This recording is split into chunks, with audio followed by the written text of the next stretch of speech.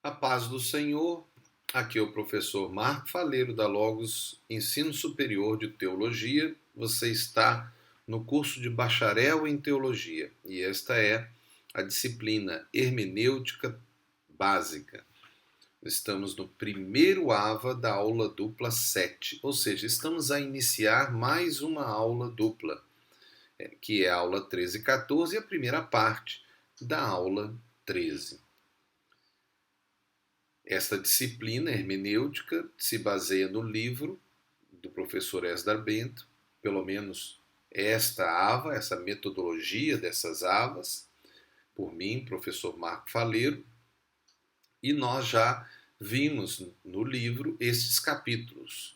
Inclusive, também já vimos o capítulo 6 e o capítulo 7. Nós vamos iniciar então uma nova AVA, que é a aula dupla 7, mas a primeira AVA dela. Nós já falamos sobre hermenêutica bíblica, material, contextual. Eu sempre relembro isso, senhores alunos, porque é bom para ficar fixado na sua mente. Essa repetição é uma metodologia, tá? Não é só por causa da construção de uma AVA, não. É também uma metodologia de repetição, para que você guarde isso, né? Isso fica na sua memória. Até mesmo a visualização dos quadros escritos. É claro que a AVA é uma metodologia de material escrito com explicação em voz, né? Vocês têm as VAs, que são os videoaulas em que o professor mesmo, a imagem do professor, com todos os aspectos de uma comunicação humana, né? Porque a comunicação humana não é só voz, né? Também é expressões, né? Com também visualização de imagens, mas aqui nós estamos só a utilizar essa metodologia. Mas agora nós estamos entrando dentro do capítulo 8, que é a poética hebraica. Apenas voltando um pouco do que falamos, no hebraísmo mostramos as características que são os simbolismos da Bíblia, seja como expressão cultural ou mesmo como revelação divina. Mas uma coisa ainda queríamos chamar a atenção para o simbolismo bíblico, começando essa aula dupla, é que o diabo quer confundir e enganar. Nós sabemos que ele é assim. Então ele pode encher o mundo de símbolos parecidos com a Bíblia, ou até citados na Bíblia. Mas não é revelação. É apenas o diabo tentando fazer a igreja não perceber a verdade que também é expressa na criação e na história, ou seja, na revelação universal de Deus, como já falamos. Veja o caso dos números, que é usado na Cabala e no esoterismo. Mas muita coisa pode ser verdade, mas está pervertido. E isso, inclusive, é um ponto muito a ser considerado na escatologia, que tem sido um grande desafio, porque o diabo ele está colocando 666, anticristo, besta, para esconder quando o verdadeiro chegar.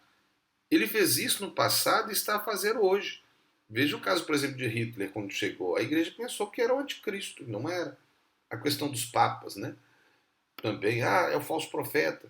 Será? Pode ser. O fato é que o diabo tem usado, tem colocado muitos dos símbolos para confundir a verdade, né? Como hoje na internet, colocando mentira dentro da internet para que as pessoas não percebam a verdade que está na internet, né? E aí até os governos e os poderosos, né, fazem isso, que quanto mais mentira colocar, mais difícil é identificar a verdade. Mas essa ava é sobre a poesia hebraica, que é o capítulo 8, que vai da página 261 a 308. E eu espero que você, se não leu, que você pare a ava e leia, para poder então continuar as avas que nós vamos seguir nessa aula dupla. Para alguns pode ser algo muito técnico, pois entramos na gramática hebraica dentro da língua e da cultura hebraica. Mas é parte da compreensão da Bíblia, entender como era a poesia na Bíblia, diferente da nossa poesia portuguesa, né? De poesia portuguesa em influência, né? E também a poesia africana, né? Na cultura que ainda permanece em muitos lugares de Angola e da África. Apesar de muitos aspectos da cultura hebraica serem mais aproximados da cultura africana do que da cultura ocidental ou europeia. A poesia das Sagradas Escrituras, ela não está limitada apenas aos 5 livros poéticos, que são Jó, Salmos, Provérbios, Eclesiastes e Cantares. Muitos acham que é só aqui que tem poesia. Não. A Bíblia toda está cheia, até no Novo Testamento tem poesias. E dentro da proposta hebraica, da cultura e do hebraísmo. Encontramos no conteúdo dos livros históricos, proféticos, dos evangelhos, das epístolas, vários fragmentos de poesia hebraica. Se você quiser, depois você dá uma parada aí em Deuteronômio 32 e Isaías 1, 2 e 3. Toda vez que tiver aqui eu não ler, eu recomendo você parar e ler, ok? Então, isso é uma proposta, porque é lógico, nós temos um tempo limitado, então a gente tem que construir uma metodologia. O acervo de literatura poética dos hebreus não se limitava apenas às contidas no Antigo Testamento, pois existiam outras produções literárias poéticas que eram populares em Israel. Veja o caso de Números 21:14 e de Samuel, o 1 Samuel 1:18. Poesia, vamos agora então fazer o conceito de poesia. Né? Poesia é um discurso emotivo, então poesia promove emoção, busca a emoção do que recebe a mensagem, né, na comunicação humana. Então, poesia é o discurso emotivo marcado pela emoção, rima, ritmo e pelo uso da linguagem figurada.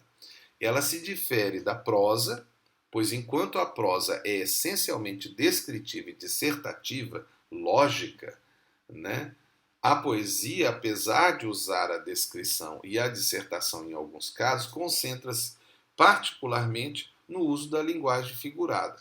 O que é linguagem figurada? Né?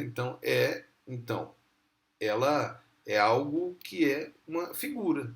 Né? Então, num certo sentido, é alegoria. Então, a poesia pode entrar no ambiente da simbologia, dos tipos, ou mesmo, como nós estávamos falando aqui, da alegoria. Veja aí um exemplo claro, né? O texto em prosa, lá em Daniel 10:1. No ano terceiro de Ciro, rei da Pérsia, foi revelada uma palavra a Daniel, cujo nome é Belsazar. E essa palavra é verdadeira e trata de uma guerra prolongada. E ele estendeu essa palavra e teve entendimento da visão. Então você vê que é uma prosa, né? Então é uma dissertação, é o que aconteceu aqui, não tem um significado poético, né? Para produzir emoção. Não, é só em si. Alguém vai falar, mas aqui não pode ter alegoria, né? O significado do nome, né? E outras coisas que tem aqui. Pode ter as letras, os números, não importa, pode ter. Não é esse o ambiente da discussão aqui. Aqui é apenas sobre a metodologia da ideia da prosa e da poesia. Veja o texto poético, por exemplo. O pardal encontrou casa e a andorinha ninho para si, onde acolhe os seus filhotes. Eu, os teus altares, Senhor dos exércitos, Rei meu e Deus meu. Está lá em Salmos 84:3. Então veja, isso aqui é poesia. Né? O que tem a ver o pardal encontrou casa e eu, os teus altares? É lógico que é uma ligação poética. E, na verdade, dentro da proposta poética hebraica, isso literalmente é uma poesia. Tá? Então, não considere só poesia por aquela proposta portuguesa, né? Que sempre tem aquele aspecto de rima. Nem sempre a rima é poesia. Na proposta da nossa gramática e da história poética portuguesa, a rima sempre tem a ideia de poesia. Mas não é essa a proposta hebraica. A proposta hebraica, na língua hebraica, nem sempre tem rima, tá certo? Porque aí eu teria que também falar em hebraico para perceber a sonorização hebraica e perceber se tem rima, né? Então, o meu coração está cheio de emoção, né? Então, né? Então, isso é muito português, né? Criando poesia.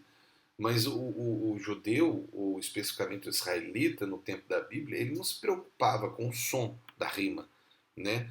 Ele tinha preocupação com o significado. É a proposta dos componentes de uma poesia, né? Que é a linguagem poética, a rima, a métrica, a estrofe e o ritmo poético.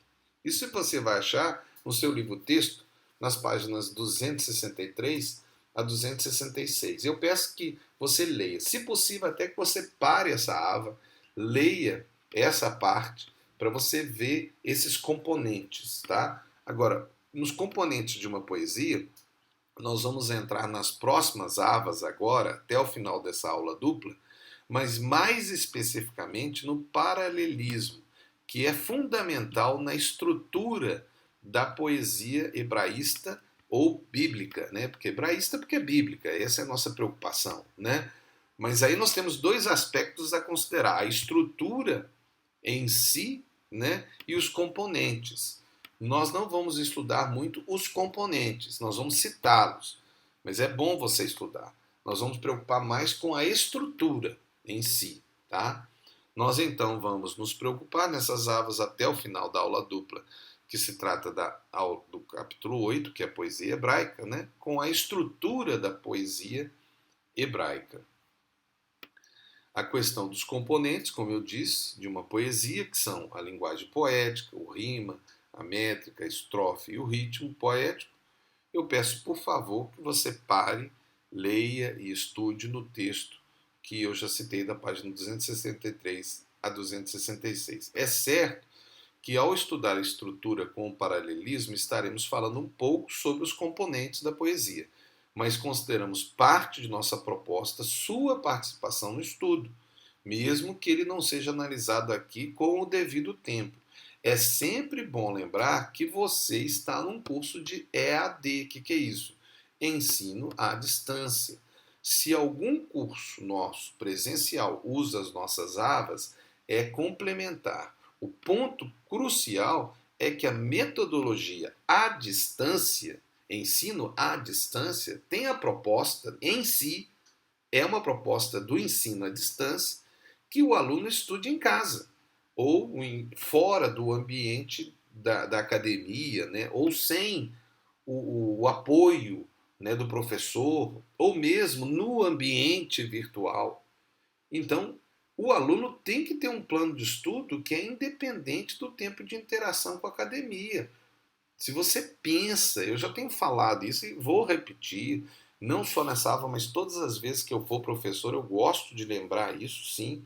Talvez os outros professores nem lembrem isso, mas eu preciso de lembrar, até porque também hoje, em 2020, eu sou o chanceler pedagógico da Logos e também sou o reitor da Logos.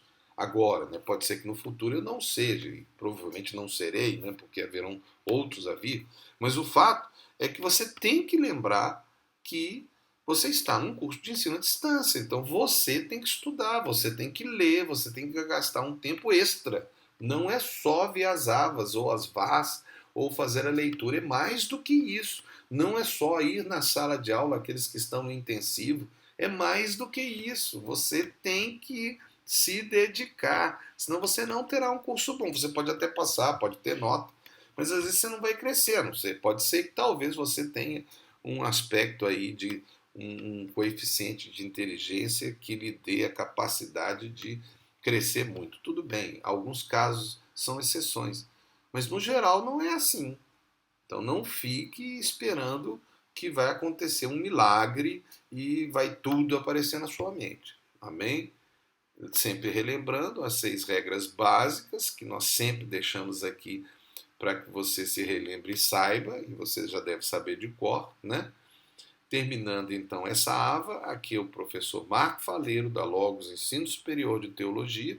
Você estará no curso de bacharel em Teologia, na disciplina Hermenêutica Básica. Continue conosco, estudando nas próximas avas dessa aula dupla do capítulo 8, Poesia Hebraica. Deus te abençoe, em nome de Jesus. Amém.